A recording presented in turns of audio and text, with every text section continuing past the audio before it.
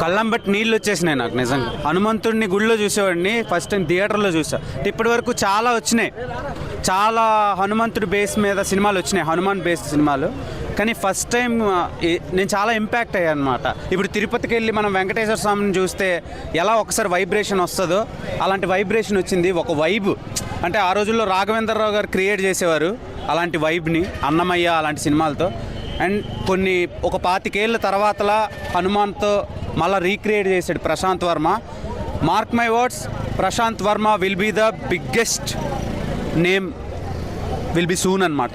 అంటే ఇండియాలోనే చాలా పెద్ద పేరు అవుతుంది, బాగా వినబడే పేరు అవుతుంది. రాసి పెట్టుకోండి, ఈ సినిమా చాలా రికార్డ్స్ క్రియేట్ చేస్తుంది.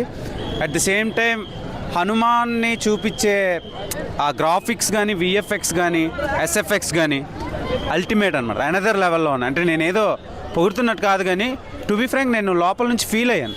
సో ఈ సినిమాలో చాలా సూపర్ హీరోలా చూపించారు కదా తేజ సజ్జని, మరి రియాలిటీలో జనాలు యాక్సెప్ట్ చేస్తారా? డెఫినెట్గా జనాలకి లాజికల్ కంటే మ్యాజిక్లే ఇష్టం. సో మ్యాజిక్లు ఇష్టపడే ప్రతి ఒక్కరికి ఈ సినిమా బ్లాక్ బస్టరే.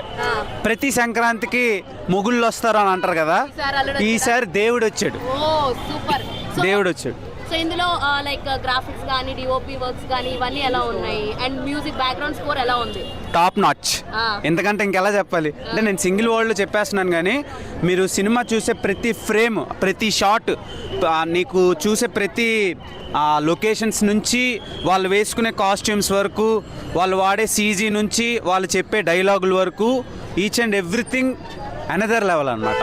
అంటే మనం చిన్నపిల్లలతో వెళ్ళి చూసే సినిమాలు రీసెంట్ టైమ్స్లో ఎక్కువ లేవు, అన్ని అడల్ట్ కంటెంట్ సినిమాలు, బోల్డ్ సినిమాలు వచ్చినాయి. చాలా రోజుల తర్వాత క్లీన్ అండ్ క్లియర్గా ఫ్యామిలీ మొత్తం కలిసి కూర్చొని ఎంజాయ్ చేసే సినిమా. మీరు హనుమంతుడి గుడికి వెళ్ళాలి అనిపిస్తే ఈ సినిమాకి రండి. సినిమాలో దేవుడినే చూపించాడు ప్రశాంత్ వర్మ. ఫస్ట్ ప్రశాంత్ వర్మకి థ్యాంక్ యూ సో మచ్. కాకపోతే నాకు మిన్నల్ మురళి అని ఒక సినిమా వచ్చింది మలయాళంలో, ఆ సినిమా గుర్తొచ్చింది కొంచెం. అది మినహా రిమైనింగ్ అంతా అనదర్ లెవెల్ అనమాట. చాలా బాగా డిజైన్ చేశాడు. హనుమాన్ని లాస్ట్ ఒక 25 మినిట్స్లో చూపించే షార్ట్స్ ఉంటే గూస్ బంప్స్ అనమాట. కళ్ళంబట మీకు తెలియకుండానే వాటర్ వచ్చేస్తే. చెప్తున్నాను కదా, దేవుడిని చూసినట్టు అనిపించింది నాకైతే. నేనైతే రియల్ హనుమాన్ని చూడలేదు. ఇక్కడ ఈ సినిమాకి వస్తే మీరు రియల్గా హనుమంతుడిని చూస్తారు. సో గట్టి పోటీ చేస్తున్నాడు ప్రశాంత్ వర్మ హనుమాన్ తోటి. గట్టి పోటీ కాదు, భయపడతారు. ఈ సినిమా చూసిన తర్వాత రిమైనింగ్ సినిమా వాళ్ళు తప్పకుండా భయపడతారు. అంటే నేను అనుకున్నా, ఇంత పెద్ద సినిమాలు వస్తున్నాయి కదా, దానికి పోటీ ఎందుకు వెళ్తున్నాడు, రిస్క్ ఎందుకు చేస్తున్నాడు అని అనుకున్నా. నాది చాలా తప్పు, నేను అనుకున్నా, నా ఆలోచన చాలా తప్పు. ఎందుకంటే ఎంత ధైర్యం లేకపోతే అంత పెద్ద స్టార్స్ని బీట్ చేసుకొని వస్తాడు Prasanth Varma. Will be the next roller of Indian cinema, mark my words. ఒక ఎంత బడ్జెట్ ఉంటే అంత. ఆదిపురుష్ అని ఒకటి వచ్చింది, ఆ సినిమాని ప్రశాంత్ వర్మకి ఇచ్చుంటే ఈ పాటికి బాహుబలి రికార్డ్స్ కాదు కదా, ఇంకొక 5,000 crores మార్క్ని క్రియేట్ చేస్తుండే. నేను చాలా ఫీల్ అవుతున్నాను. ప్రశాంత్ వర్మ నిజంగా ప్రభాస్ వీళ్ళిద్దరు కాంబోలో ఒక సినిమా వస్తే చూడాలని ఉంది.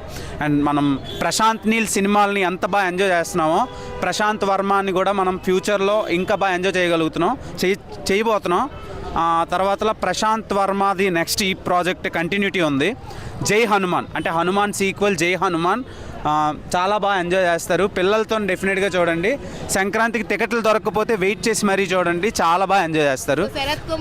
Varalakshmi Sarath Kumar and villain role play చేసిన వాళ్ళ క్యారెక్టర్స్ ఎలా ఉన్నాయి? హీరోయిన్ క్యారెక్టర్ ఎలా ఉంది? బేసిక్గా చాలా సినిమాల్లో మదర్ సెంటిమెంట్లు, బ్రదర్ సెంటిమెంట్లు, డాటర్ సెంటిమెంట్లు చూపిస్తారు. ఈ సినిమాలో సిస్టర్ సెంటిమెంట్ని చాలా బాగా చూపించారు.